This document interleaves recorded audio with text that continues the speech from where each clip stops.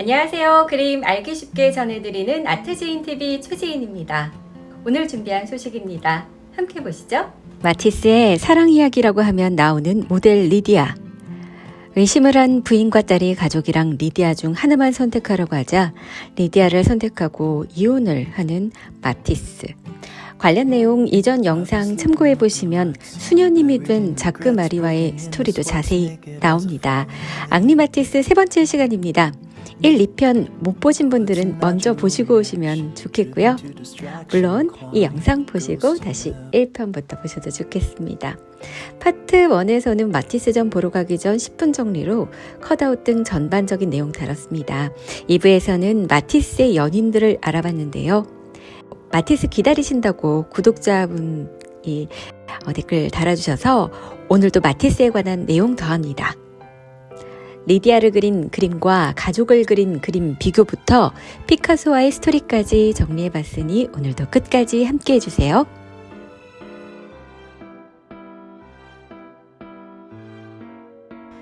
마티스는 겸손하고 평판은 좋았지만 일요일에도 쉬지 않고 작업을 하는 마티스를 모델들도 꺼려할 정도로 작업을 쉬지 않고 했고 작업할 때는 예민했다고 하죠. 마음에 드는 모델을 만나면 이런저런 대화를 나누면서 친해져서 5년이나 7년씩 모델을 한 뮤즈들도 있는데요. 아내를 주로 그렸던 모네와 비교해보면 부인에 대한 느낌 차이를 확연히 알 수 있습니다. 마티스가 아내를 그린 그림, 대화를 보면 창밖은 알록달록 활기찬데 아내와 마티스의 표정은 하얗게 굳어있고 마티스는 마치 죄수복을 입은 듯한 분위기에 아내는 엄격한 기숙사 사감 같은 뉘앙스로 있습니다. 부드럽고 행복해 보였던 모네의 그림 속 가족의 분위기와는 너무나도 다른 느낌이죠.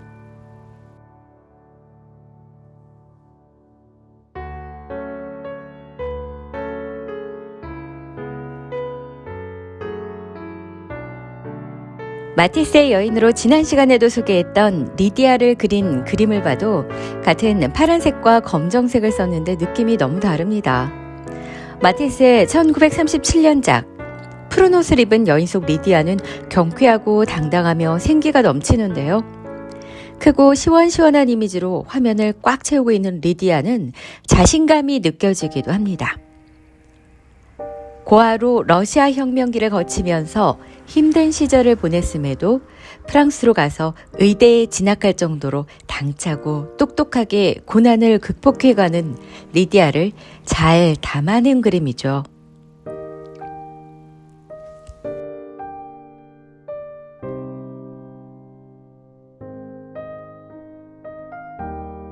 앞서 보신 대화에서 마티스가 그린 부인에게도 검정색과 푸른색을 사용했지만 그때 그림에서 답답함이 느껴졌다면 이 그림에서는 경쾌한 자신감이 느껴집니다.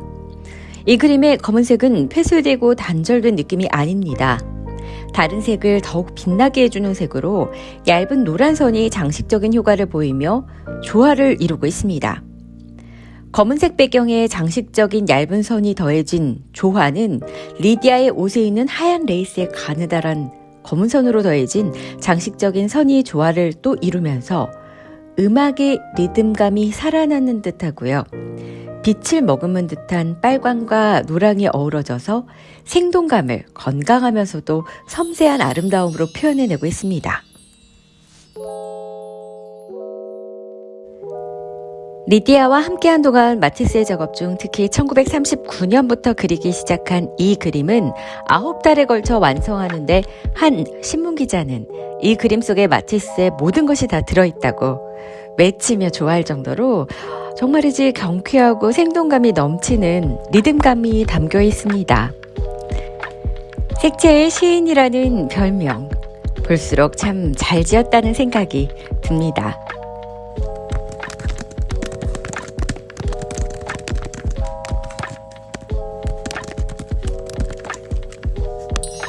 (20세기) 두 대가들의 사이를 놓고도 많은 관심이 쏠리고 있는데요.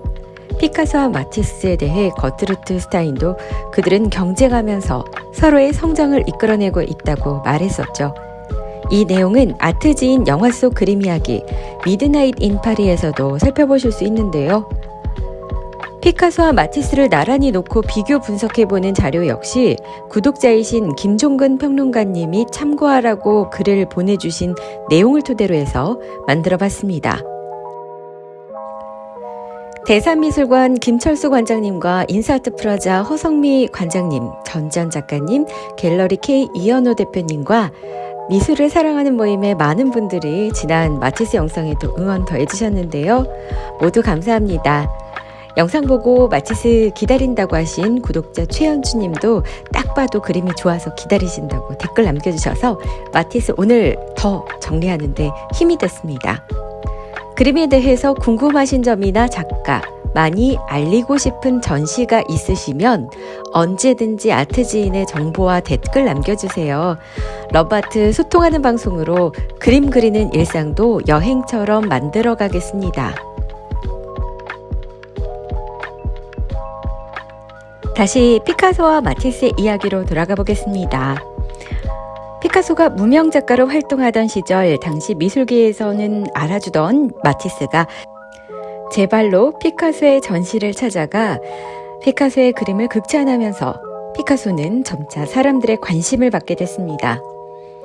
피카소와 마티스는 예술적인 영감을 주고받으며 가까이 지냈는데 뜻밖의 사건이 두 사람 사이를 갈라놓게 됐습니다.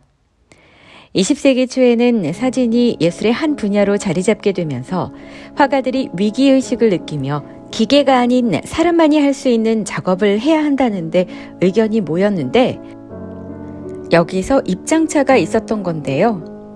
이때 마티스는 더 이상 그림은 있는 그대로 그리는 것이 아닌 화가의 재해석이 가미돼야 한다고 주장하면서 자신의 초상화를 선보였습니다.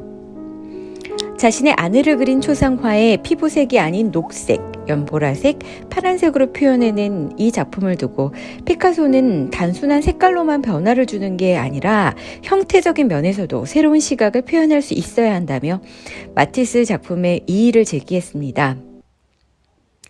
미술계의 1인자가 되고 싶었던 피카소는 평소 스승처럼 따랐던 마티스와의 대립으로 어쩌면 자신의 존재 가치를 드러낸 건데요.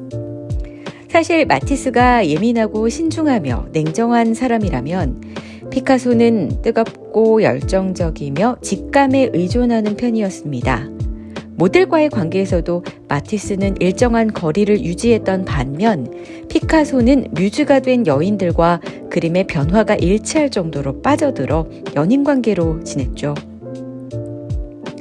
작업에 있어서도 평소 색채를 중시했던 마티스는 환한 대낮에 그리며 눈에 보이는 세계를 끊임없이 탐구하고 일상의 사물들에서 의미를 포착하고자 했다면 추상적인 형태를 중시했던 피카소는 상상력을 극대화하고자 주로 어두운 밤에 그림을 그리며 상상력과 기억에 따라 그림을 그렸습니다. 상상한 대로 표현하기 위해 피카소는 종종 사진과 인쇄물, 일상의 사물들도 적극적으로 활용해서 콜라주로 작업했는데요. 마티스는 피카소의 콜라주를 쓰레기가 만들어낸 작품이라며 비웃었다고 합니다. 그러자 피카소는 반격에 나서 실제로 마티스는 아침 9시에서 12시까지 작업을 하고 12시에 점심 식사를 한 후에 2시까지 낮잠을 잤으며 2시부터 다시 붓을 잡고 일하기를 50년 동안 매일같이 반복했다는데요. 모든 것이 정해진 자리에 있고 잘 정돈된 작업실에서 혼자 조용히 작업하는 것을 즐긴 마티스의 모습에 반대되는 성격의 피카소는 강박증이 심한 사람이라고 진저리를 치면서 마티스를 공격했다고 합니다. 이후 두 사람의 흠집내기는 갈수록 심해졌는데요. 거트루트 스타인의 집안에서는 1905년 마티스의 호불호가 뚜렷하게 갈리게 된 그림 모자를 쓴 여인을 500프랑을 주고 구입해서 혹평을 잠재우고 이어 피카소가 그린 고개사 가족과 원숭이를 구입합니다. 사실 1905년 이전까지 두 사람 모두 크게 주목받지는 못했다는데요. 당시 컬렉터뿐 아니라 문화 예술인들을 한자리에 모아서 살롱 문화를 이끈 거트루트 스타인 집안 사람들이 이 둘을 후원하는 의미로 그림을 구입해주면서 궁핍했던 두 화가들을 경제적으로 여유롭게 만들어주었습니다. 이때에도 마티스가 스타인 가문의 후원을 받을 무렵 피카소가 끼어들어 분위기를 망쳐버리면 그 순간을 이용해서 피카소는 엄청난 이득을 보곤 했다는데요. 마티스는 내심 화가 나긴 했지만 자신보다 12살이나 어린 데다가 스페인에서 온 이방인인 피카소에게 화를 낸다는 것이 자신의 품위를 떨어뜨리는 일이 될 수도 있었기에 주의했다고 합니다. 그래도 미술계의 큰손이었던 스타인가에서 사기 시작하면서 따라서 작품을 구입하는 사람들이 있고 주목받게 되므로 자연스럽게 이 두 화가는 서로 비교되는 동시에 경쟁자가 될 수밖에 없었습니다. 거트루트 스타인 역시 피카소가 자신의 자화상을 그릴 때 이렇게 말했다고 하죠. 마티스를 이식해 나의 초상화를 그리기로 결심한 피카소는 1905년에 시작해서 1년이나 지난 1906년에야 완성을 시켜서 나에게 주었다. 그들은 경쟁하면서 서로의 성장을 이끌어내고 있었다. 이들은 서로 자신의 작품을 표절했다고 주장하며 날을 세우기도 했지만 마티스가 1954년 85세의 나이로 숨을 거둘 때 한 말로 이들의 마음이 짐작됩니다. 내 그림을 피카소의 그림과 전시하지 마시오. 그의 그림과 비교되기 싫습니다. 다시 태어나면 나는 피카소처럼 그릴 것입니다. 그리고 피카소도 다음과 같은 말을 남깁니다. 어느 누구도 마티스의 그림을 나처럼 그리고 내 그림을 마티스처럼 자세히 본 사람은 없다. 다시 태어나면 마티스처럼 그리고 싶다. 오늘도 끝까지 함께 해주신 여러분 고맙습니다. 구독과 좋아요 부탁드리고요. 저는 다음 시간에 더 알찬 내용으로 다시 찾아뵙겠습니다.